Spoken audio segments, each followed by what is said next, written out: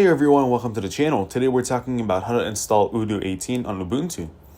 Update your system with sudo apt update and sudo apt upgrade -y. Install dependencies with the code as shown on the screen. Then install PostgreSQL with sudo apt install PostgreSQL -y. Create a PostgreSQL user, sudo -u postgres create user-s Odoo.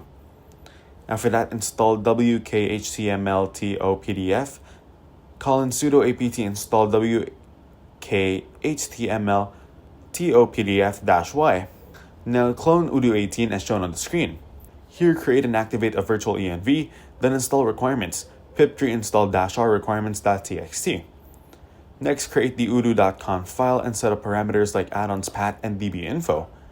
Lastly, run Odoo with the command odoo-bin-c odoo.conf to start the server. That's it for today's video, guys. If you enjoyed it, leave a like and don't forget to subscribe.